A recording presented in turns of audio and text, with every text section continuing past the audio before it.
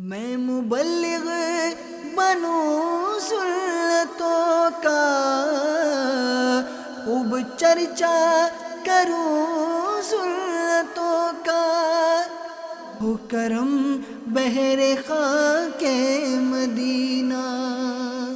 رب کائنات قرآن پاک میں ارشاد فرماتا ہے، ترجمہ قرآن کنز الایمان، اے ایمان والو اللہ سے ڈرو، حق تقاتی ہی، جیسا اس سے ڈرنے کا حق ہے، اور ہرگز نہ مرنا مگر مسلمان۔ تو حق تقاتی ہی، جیسا اس سے ڈرنے کا حق ہے۔ تو اللہ سے ڈرنا جس طرح اس سے ڈرنے کا حق ہے کہ معنی یہ بیان کرتے ہیں کہ اللہ عز و جل کی راہ میں کما حقہ لڑے، راہ خدا عز و جل میں، اور اس سلسلے میں انسان کسی ملامت کرنے والے کی ملامت کی پرواہ نہ کرے۔ یہ حضرت عبداللہ ابن عباس رضی اللہ تعالی عنہما کا اس آیت کریمہ کا جو حصہ ہے، حق تقاتی ہی، جیسا کہ اس سے ڈرنے کا حق ہے ویسے اللہ سے ڈرو، اس کی وضاحت کرتے ہوئے فرماتے ہیں، مزید فرماتے ہیں، اور عدل و انصاف قائم کیا جائے، خواہ وہ فیصلہ اس کے ماں باپ اور اس کی اولاد کے خلاف ہو، اور حق بات کہنے میں کسی کی پرواہ نہ کی جائے، اور اللہ تعالیٰ کے تمام احکام کی اطاعت کی جائے۔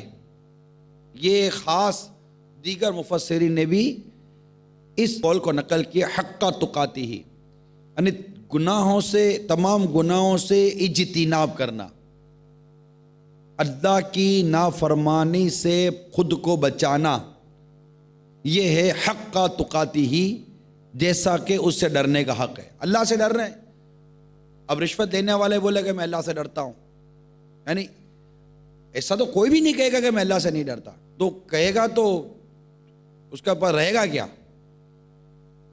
مگر اللہ سے ڈرنے کے جو درجے ہیں اور اللہ سے ڈرنے کی جو علامات ہیں، خوف خدا کی جو نشانیاں ہیں، خوف خدا کے جو تقاضے ہیں، اور حق تقاتی ہی کی جو مفسرین نے جو وضاحت کی ہے، یہ وضاحت پھر کہاں جائے گی؟ اس کو بھی غور کرنا چاہیے اس وقت، کہ یوں تو خوف خدا عز و جل کی طرف قرآن نے بلایا ہے۔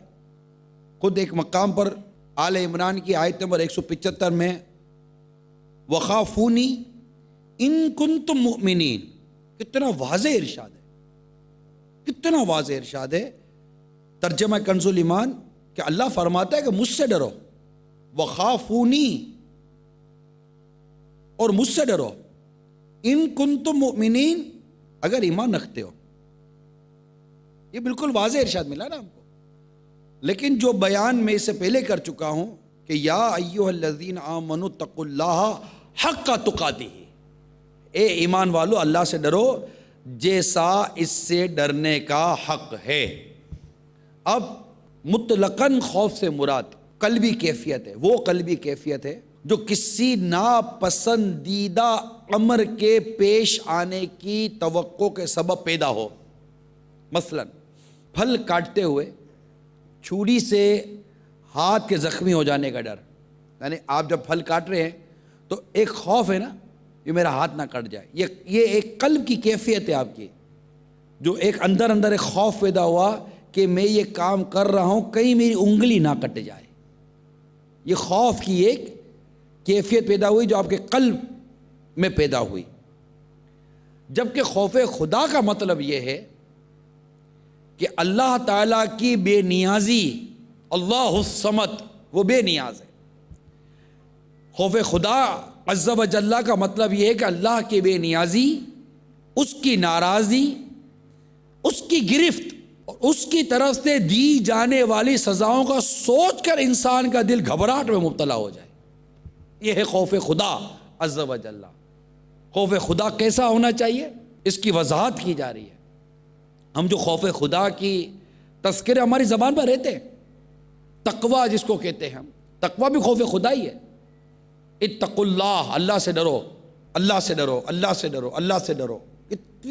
کتنی آیتوں میں اللہ تبارک و تعالیٰ کا یہ ارشاد ملتا ہے. تو متقی آدمی یہ اللہ سے ڈرنے والا ہوتا ہے. علم والا یہ تقوی والا بھی ہوتا ہے. علم والا اللہ سے ڈرنے والا ہوتا ہے. حضرت سیدنا ابو سلیمان رضی اللہ تعالیٰ عنہ نے فرمایا خوف خدا دنیا اور آخرت کی ہر بھلائی کی اصل ہے. کہ یہ جو بنیادی چیز ہے خوف خدا، کہ اس سے انسان بہت سارے گناہوں سے بچ جاتا ہے. خوف خدا کا مطلب یہ کہ اس بات کا خوف، اس بات کا ڈر دل میں ہو سب سے پہلا کہ اللہ بے نیاز ہے. وہ بے نیاز ہے. ہم اس کی عبادت کر کے اس کے مقام کو کیا بلند کریں گے؟ وہ تو ویسے بلند و بالا ہے. اور اگر ساری دنیا اس کی عبادت کرنا چھوڑ دے تو اس کی شان ویسے بلند و بالا ہے. ہمیں حاجت ہے کہ ہم اس کی عبادت کر کے اس کی رحمت سے حصہ پائیں. ہم محتاج ہیں. ساری کائنات، ساری دنیا، ساری مخلوق رب کی محتاج ہے. ہمیں اس نے پیدا کیا ہے. وہ زندگی اور موت کا مالک ہے. وہ سزا و جزا کا مالک ہے. وہ جس سے چاہے معاف کر دے، جس سے چاہے جہنم میں ڈال دے. وہ عدل ہی کرتا ہے. وہ عدل ہی کرتا ہے. ہم اس سے اس کی رحمت کا سوال کرتے ہیں، ہے نا. عدل کریں تا تھر تھر کمبن اچیاں شانہ والے، فضل کرے تا بخشے جاون میں جے منہ کالے. یعنی اللہ تبارک و تعالی عدل فرمائے تو بڑے بڑے پرہیزگار کانپنے لگ جائیں، اور اللہ تبارک و تعالی فضل فرمائے تو ہم جیسے کالے منہ اور گناہ گار بھی اس کی رحمت سے جنت میں حصہ پا جائیں. تو خوف اور رجا، امید بھی ساتھ ہونی چاہیے کہ اللہ کی رحمت بھی بہت بڑی ہے کہ وہ جس کو چاہے معاف کر دے. وہ ہے نا، جب انسان کعبہ مشرفہ کے حضور حاضر ہوتا ہے نا، تو کعبہ مشرفہ میں از خود ایک ہیبت ہے. جن کو اللہ تعالیٰ نے یہ سعادت نصیب کی اور انہوں نے کعبہ مشرفہ کو آنکھوں سے دیکھا، وہ اس بات کو محسوس کریں گے جو میں عرض کر رہا ہوں. کعبہ مشرفہ میں از خود ایک ہیبت ہے. ایک دل پر خوف اور ایک ہیبت طاری ہو جاتی ہے. اب دیکھیے مولانا حسن رضا خان علیہ رحمت الرحمٰن نے کیا خوب اس جگہ پر ایک شعر عطا فرمایا. جو ہیبت سے رکے مجرم، جو ہیبت سے رکے مجرم، تو رحمت نے کہا بر کر چلے آؤ، چلے آؤ، یہ گھر رحمان کا گھر ہے. یہ اللہ کی رحمت کو پانے کے لیے بندہ عبادت کرتا ہے کہ جس سے جنت ملے گی اللہ کی رحمت سے ملے گی. اللہ بے نیاز ہے. اس کی بے نیازی کا خوف دل میں ہونا چاہیے. اس کی ناراضگی کا خوف دل میں ہونا چاہیے کہ ہم کوئی گناہ کر رہے ہیں، اللہ ناراض ہو گیا تو ہمیں پتہ کیسے چلے گا اللہ ناراض ہو گیا؟ اگرچہ اہل نظر اور احساس رکھنے والوں کو اس کا بھی اندازہ ہو جاتا ہے کہ اللہ کی ناراضگی کی بہت بنیادی علامت یہ ہے کہ نیکی کی توفیق سلب کر لی جاتی ہے. بہت بنیادی علامت ہے کہ جب بندہ جائے اللہ جسے نیکی کی توفیق سلب کر لے، جس پر اللہ کا کرم ہوگا اس کو نیکی کی توفیق عطا کرے گا. تو یہ جو گناہوں میں مبتلا رہتے ہیں نا اور نیکیوں سے دور رہتے ہیں، ان کے لیے یہ ڈرنے کا مقام ہے کہ نیکی اللہ کی توفیق ہی سے بندہ کر سکتا، ورنہ نیکی کر ہی نہیں سکتا. لا حول ولا قوت الا باللہ العلی العظیم، کہ کوئی نیکی کر ہی نہیں سکتا سوائے اس کے کہ اللہ تعالیٰ اسے نیکی کرنے کی توفیق عطا فرمائے. نیکی کی توفیق سلب ہو جانا یہ اللہ تعالیٰ کی ناراضگی کے متعلق ہمیں ڈراتا ہے کہ کہیں تم سے رب ناراض تو نہیں ہے کہ تم سے نیکی کی توفیق سلب کر لی گئی، تم سے تہجد کی توفیق چھین لی گئی، تم سے نماز با جماعت کی توفیق چھین لی گئی، کسی کو رشوت کے سپرد کر دیا گیا، کسی کو سود کے حوالے کر دیا گیا، کسی کو فلمیں ڈراموں کے حوالے کر دیا گیا، کسی کو شراب کے حوالے کر دیا گیا. بندے کو چاہیے کہ اس کیفیت سے نکلے، اس کیفیت میں رہ کر بے باک نہ ہو جائے، نکلے اور اللہ تعالیٰ سے اس کی توفیق کا سوال کرے، اللہ تعالیٰ سے اللہ تعالیٰ کو راضی کرے کہ اگر تو ناراض ہوا میری ہلاکت ہوگی. گر تو ناراض ہوا میری ہلاکت ہوگی، میں نار جہنم میں جلوں گا یار۔ کہ جب رب ناراض ہو جائے تو ہلاکت ہے نا، سب راضی ہیں، سب خوش ہیں، رب ناراض ہو گیا، جب رب ناراض ہو جائے ہلاکت ہی ہلاکت ہے۔ تو اللہ کی ناراضگی سے ڈرے، اس کی گرفت اور اس کی طرف سے دی جانے والی سزاؤں کا سوچ کر انسان کے دل میں گھبراہٹ پیدا ہو جائے۔ یہ گھبراہٹ اور اس کی بے نیازی اور اس کا ڈر انسان کو کیا کیا اس کے اندر تبدیلی لاتا ہے۔ ایک شخص کسی شامی عورت کے پیچھے لگ گیا اور ایک مقام پر اسے خنجر کے بل بوتے پر یرغمال بنا لیا، اغوا کر لیا۔ جو کوئی اس عورت کو بچانے کے لیے آگے بڑھتا وہ اسے زخمی کر دیتا۔ وہ عورت مسلسل مدد کے لیے پکار رہی تھی۔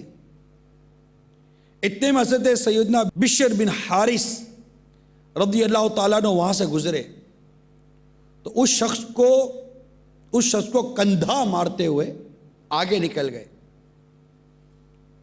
وہ شخص پسینے سے شرابور ہو کر زمین پر گر گیا اور وہ عورت بھی اس کے چنگل سے آزاد ہو کر ایک طرف کو چل دی۔ اس کے ارد گرد جمع ہونے والے لوگوں نے اسے پوچھا تجھے کیا ہوا؟ اس نے کہا میں نہیں جانتا، لیکن جب وہ بزرگ گزرنے لگے تو مجھے کندھا مار کر مجھے کہا۔ اللہ دیکھ رہا ہے۔ ان کی یہ بات سن کر میں ہیبت زدہ ہو گیا، نہ جانے وہ کون تھے۔ لوگوں نے اسے بتایا کہ یہ حضرت سیدنا بشر بن حارث تھے۔ تو اس نے کہا آہ میری بد نصیبی، میں آج کے بعد ان سے نگاہیں نہیں ملا پاؤں گا۔ پھر اس شخص کو بخار آ گیا اور 7ویں روز اس کا انتقال ہو گیا۔ خوف خدا ایسا ہونا چاہیے کہ جب اس کو یہ بات کا احساس دلایا گیا کہ تو جو کام کر رہا ہے تیرے اس عمل کو تیرا رب دیکھ رہا ہے۔ کیمیا سعادت کے حوالے سے روایت نقل کی گئی ہے کہ ایک شخص بارگاہ رسالت صلی اللہ تعالیٰ علیہ وسلم میں حاضر ہو کر عرض کرنے لگا یا رسول اللہ صلی اللہ تعالیٰ علیہ وسلم میرے گناہ بے شمار ہیں، کیا میری توبہ بارگاہ الہی میں قبول ہو سکتی ہے؟ آپ نے ارشاد فرمایا کیوں نہیں؟ اس نے عرض کی کیا وہ مجھے گناہ کرتے ہوئے دیکھتا بھی رہا؟ ارشاد فرمایا ہاں، وہ سب کچھ دیکھتا رہا۔ یہ سن کر حبشی نے ایک چیخ ماری اور زمین پر گرتے ہی جاں بحق ہو گیا۔ یہ ایک احساس ہے کہ جب اللہ دیکھ رہا تھا، وہ قادر مطلق ہے، اس نے نافرمانوں کے لیے عذاب تیار کر رکھا ہے۔ بندہ نافرمانی کرتے وقت اس کے اندر میں خوف خدا پیدا ہونا چاہیے کہ اگر میں اللہ کی نافرمانی کروں گا، میں اس کے احکام کی خلاف ورزی کروں گا، اس نے جو کچھ مجھے کرنے کا فرمایا، مجھ پر فرض کیا، مجھ پر لازم کیا، میں وہ نہیں کرتا، جس چیز سے اس نے مجھے بچنے کا فرمایا میں اس سے نہیں بچتا، اس نے میری گرفت فرما لی، مجھ پر عذاب نازل کر دیا، میرا کیا بنے گا؟ عذاب دنیا میں کتنے عذاب ہیں، بلکہ میں نے قرآن پاک کی تفسیر میں پڑھا تھا کہ آپس کی جو لڑائی جھگڑے رہی ہے، ایک تو پتھر کا برسنا، زمین کا پھٹنا، آندھی کا چلنا، ہواؤں کا چلنا اور طرح طرح کے عذابات کی صورتیں ہیں، چہروں کا مسخ ہو جانا۔ عذاب الہی کی ایک صورت قرآن کی تفسیر میں نے پڑھی تھی، وہ یہ ہے کہ آپس میں لڑائی جھگڑے ہو جانا۔ یہ آپس کے جو لڑائی جھگڑے نا، یہ بھی اللہ تعالیٰ کے عذاب کی ایک صورت ہے کہ اللہ تعالیٰ تمہارے دلوں سے اتفاق اور محبت کو اٹھا لیتا ہے، اور یہ نافرمانیوں کی سزا ہے۔ یہ بندے جب رب کی نافرمانیاں کرتے ہیں نا، آج ہم دنیا میں کہہ رہے ہوتے جناب کہ یہ اتنی بدامنی ہے، اتنی بدامنی ہے، اتنی بدامنی ہے، ایک دوسرے کو کاٹ رہے ہیں، ایک دوسرے کو مار رہے ہیں، ایک دوسرے سے لڑ رہے ہیں، کوئی خوف خدا کی بات نہیں۔ تو خالی خوف خدا یہی تھوڑی تھا کہ لڑنا بند کر دیتے، تم فلمیں بند نہیں کرو، تم ڈرامے بند نہیں کرو، تم گانے بند نہیں کرو، تم نماز قضا کرنا بند نہیں کرو، تم جھوٹ بولنا بند نہیں کرو، مارکیٹ میں بیٹھ کر دھوکہ دینا بند نہیں کرو، فراڈ کرنا بند نہیں کرو، ملاوٹ کرنا بند نہیں کرو، رشوت بند نہیں کرو، سود بند نہیں کرو، بدکاریاں بند نہ ہو، شراب کے اڈے بند نہ ہو، جوئے کے اڈے بند نہ ہو، سنیما گھر خالی نہ ہو، آئے دن نت نئے فلمیں چڑھے اور لوگوں کا رش کے رش لگے، روڈ کے روڈ جام ہو جائے، ٹریفک جام، کوئی پیچھے سے پوچھے گا کیا ہوا تھا، پتا چلے مسلمان فلمیں دیکھ کر باہر نکل رہے ہیں۔ خوف خدا ہے مسلمان فلمیں دیکھ کر باہر نکل رہے ہیں، روڈ جام ہو گیا. ارے کبھی مسجد کے باہر روڈ جام ہوتے ہیں کہ مسلمان نماز پڑھ کے چونکہ باہر نکل رہے، ظہر پڑھ کے باہر نکل رہے، عصر پڑھ کے باہر نکل رہے ہیں، عشاء پڑھ کے باہر نکل رہے، فجر پڑھ کے باہر نکل رہے ہیں اور سڑکیں جام ہو گئی ہو؟ نہیں، فلمیں دیکھ کر باہر نکل رہے ہیں، جام ہو گئی ہیں سڑکیں. ارے ادھر رش کیوں لگ گیا؟ ارے بھائی وہ کسی گلوکار کا کنسرٹ ہے، فنکشن ہے، اور مسلمان اس کا گانا سننے کے لیے جمع ہوئے ہیں. ہے یا نہیں ہے؟ میں غلط بات کہہ رہا تو بولو نا بھائی تم غلط بولتے ہو. بولے بھائی میں تو غلط بولتے ہو یار. پتہ چل جاتا ہے کہ یہاں کیا ہو رہا ہے. اللہ کی نافرمانی کر کے ہم نے کیا پایا؟ ذرا سوچو تو صحیح میرے میٹھے اور پیارے اسلامی بھائیوں اور میرے مدری چینل کے ناظرین، ہم نے کیا پایا؟ ماں باپ کی نافرمانی کر کے کیا پایا؟ بیوی بچوں پر ظلم کر کے کیا پایا؟ قتل و غارت گری کر کے کیا پایا؟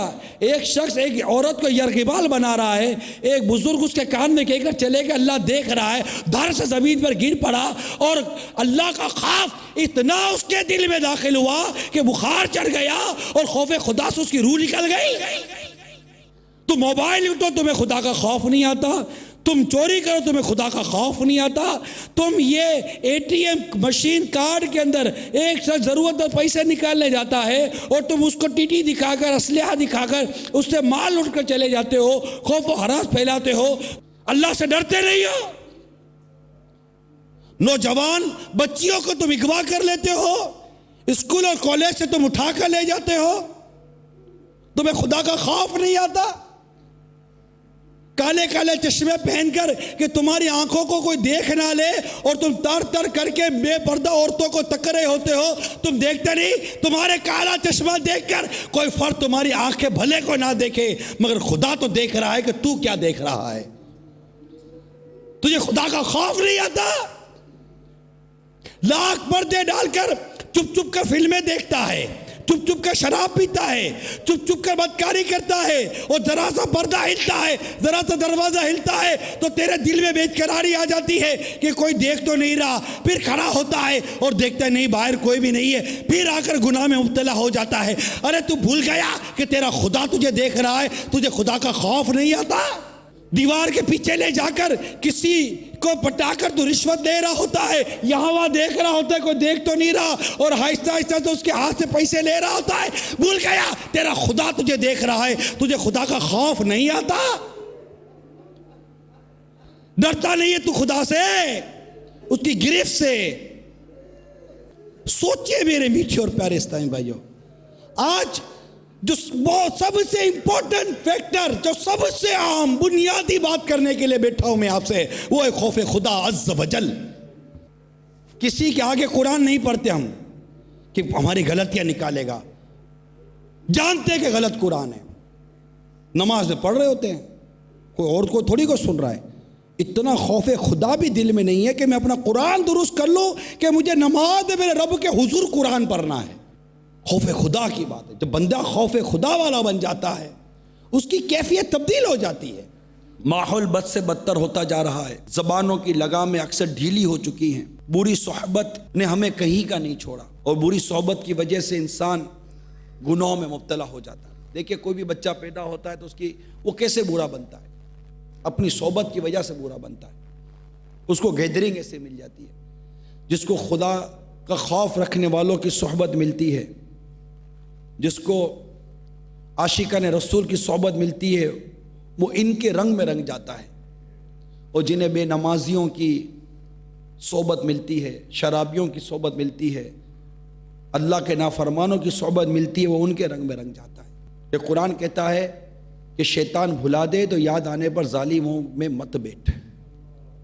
اور ظالموں میں اللہ کے نافرمان بھی لیے گئے ہیں. ان میں نہیں بیٹھنا چاہیے کہ کبھی بھی ان کی وجہ سے ہم اللہ کی نافرمانی میں پڑ جائیں، کیونکہ یہ دن رات جب اللہ کی نافرمانی کرتے ہیں اور ہم دیکھتے ہیں کہ ان کے ساتھ تو کچھ بھی نہیں ہو رہا، موج لگی ہوئی ہے، تو ہم بھی ان کی طرح بے باک ہو جاتے ہیں، ان کی طرح نافرمانی میں پڑ جاتے ہیں. یار یہ مت دیکھو یہ سب کچھ نہیں ہو رہا، بلکہ یہ تو قابل خوف ہے کہ ان کے ساتھ واقعی کچھ نہیں ہو رہا، کہ ان کو ڈھیل دی جا رہی ہے. یہ ڈھیل دینا جو نا، گناہ کے باوجود ڈھیل دینا، نافرمانوں کے باوجود ڈھیل دینا، یہ تو خوف کی علامت ہے. یہ تو ہمیں ڈرنا چاہیے کہ اللہ تعالیٰ نے اس کو ڈھیل دی ہوئی ہے, جب بھی کھینچے گا کہیں کا نہیں رہے گا. یہ بے پردہ عورتیں جو گھومتی ہیں نا, یہ سمجھے یہ ڈھیل ہے. تم اللہ کی نافرمانیاں کر کے کیسے خوش رہ سکتی ہو؟ یہ زمین کو اللہ کی عبادت سے بھرنے کے بجائے تم اللہ کی نافرمانیوں سے بھر رہے ہو. اللہ سے ڈرو کہ تمہیں زمین ہی میں نہ دھسا دیا جائے, کہ تمہارے چہرے مسخ نہ کر دیے جائیں. ویسے بھی تمہارا چین, تمہارا سکون, تمہارا قرار کہاں ہے؟ بتاؤ اے میٹھے سے, کہاں ہے ہمارا چین؟ کہاں ہے ہمارا سکون؟ کہاں ہے ہمارا قرار؟ کبھی مہنگائی کے نام پر, کبھی خوف کے نام پر, کبھی دہشت کے نام پر, چوری ڈکیتیوں کے نام پر, کبھی سخت گرمیوں کے نام پر, کبھی بارشیں بند ہو گئی, کبھی سیلاب آ گئے, کبھی زلزلوں کے جھٹکے آ گئے. یہ ساری چیزیں کیا ہمیں ہلاتی ڈراتی سمجھاتی نہیں ہے؟ ڈاکٹروں کے پاس اب تک جس کا علاج نہیں آیا وہ بیماریاں بڑھتی جا رہی ہیں. طرح طرح کے بیماریاں, پریشانیاں, ہسپتالیں دیکھو خالی نہیں ہیں. مہنگی سے مہنگی, سستے سے سستے, دونوں ہسپتالوں میں چلے جاؤ بھرے پڑے اٹے پڑے ہوئے ہیں. یہ سب ہمیں ڈراتے نہیں ہیں؟ ہمارے گھروں کے حالات ڈراتے نہیں ہیں؟ میاں بیوی میں اتفاق نہیں ہے, باپ باپ میں اور اولاد اور والدے میں اتفاق نہیں ہے, اتفاق اٹھ گیا ہمارے درمیان سے. کیا یہ ڈراتی نہیں ہے چیزیں ہمیں؟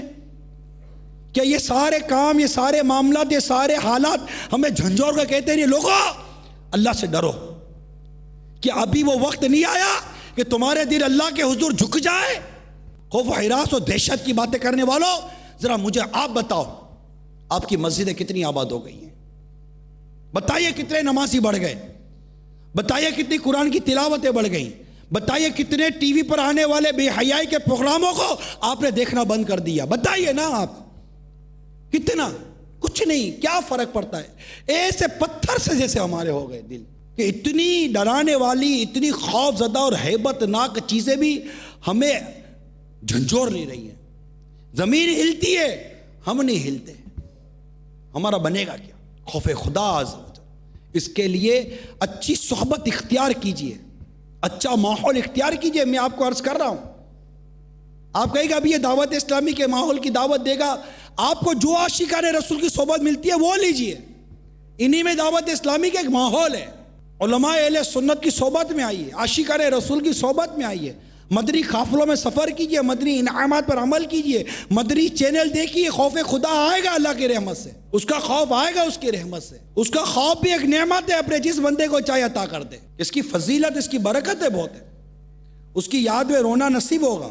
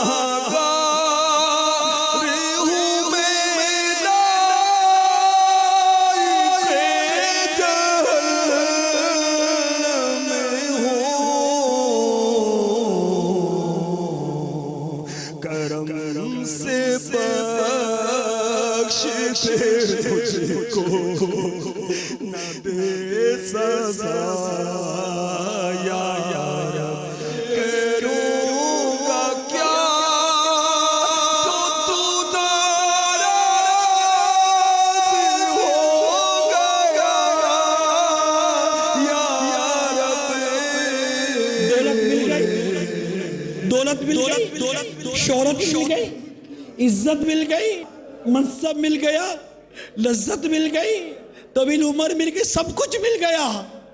اگر اب ناراض ہو گیا تو کیا کریں گے؟ کروں گا کیا جو تو ناراض ہو گیا یا رب, گرف سہ نہ سکوں گا کوئی سزا.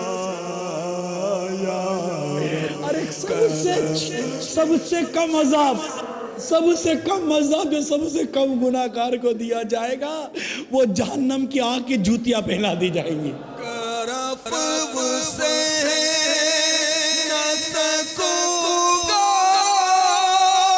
کوئی